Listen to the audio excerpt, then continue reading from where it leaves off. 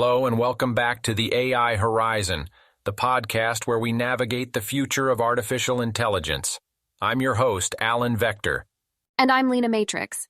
Today we're talking about what's next for AI. How far can we go? Well, we've already seen a rapid acceleration in AI technologies.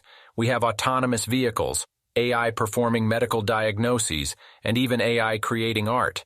It's mind-boggling to think about what's next. Absolutely, Alan. I think one of the most promising areas is AI in education. The potential for personalized Hold on, learning. Lena. I'd argue that the ethical implications of AI should be prioritized. Alan, I wasn't finished. Can you let me finish my thought before jumping in? We've agreed on this before. You're right, Lena. I apologize. Well, as I was saying, I believe AI in education is an exciting prospect. Imagine the future with personalized learning paths for every student, AI tutors to assist with homework, and prediction models to help educators intervene when students are struggling. It's all very futuristic and full of potential. And I absolutely agree, Lena.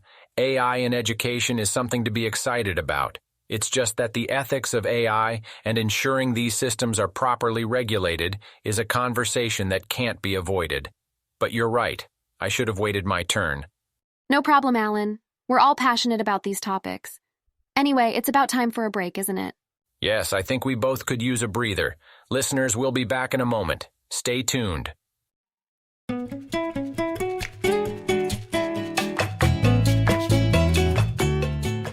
And now a brief intermission from our hosts.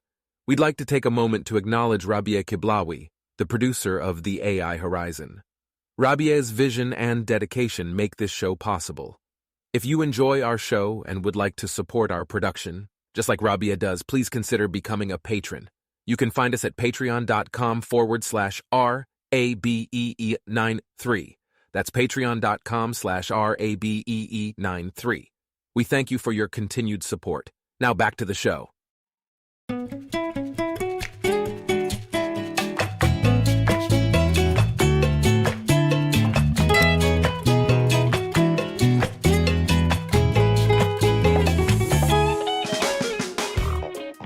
Welcome back, folks.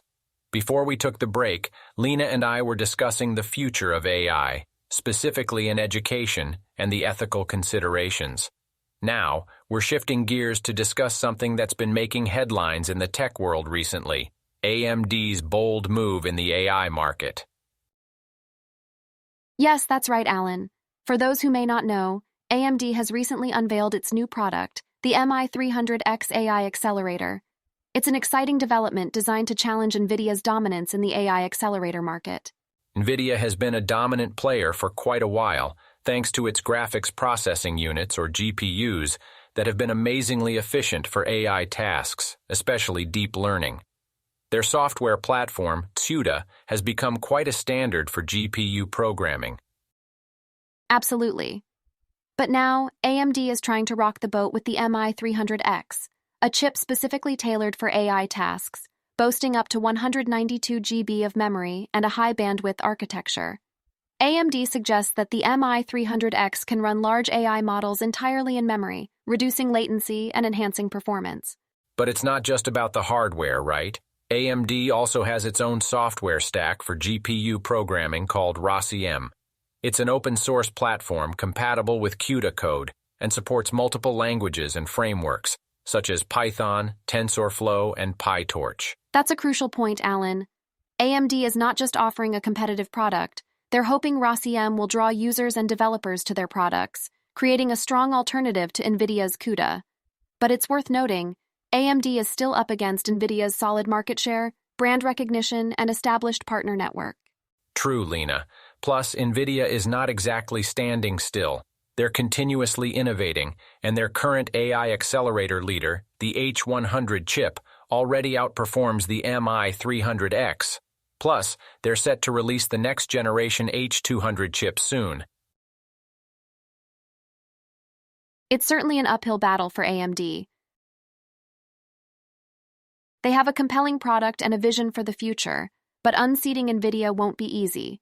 The question is whether AMD can find a niche or gain some market share from NVIDIA, especially among smaller firms or emerging markets looking for more accessible solutions. Well, time will tell, Lena. It's certainly going to be interesting to see how this competition unfolds. But that's all we have time for today. We hope you've enjoyed our conversation about the future of AI. As always, thank you for joining us here on the AI Horizon. Before we sign off, we want to give a special shout-out to our sponsor for this episode, Rabia Kiblawi. Thank you for supporting the AI Horizon. And listeners, in a little twist of irony, we must admit something. This entire episode, including the text and our voices, has been generated by artificial intelligence. The text was crafted by OpenAI's ChatGPT, and our voices were synthesized by 11 labs. Surprised? It's amazing what AI can do these days. Until next time, keep looking to the horizon. And before we end this episode, I'd like to extend our gratitude to Kareem Kablawi, who provided us with the brilliant idea for this podcast. Thanks, Kareem, for your innovative spirit. It's contributions like yours that make the AI Horizon possible. Goodbye, everyone.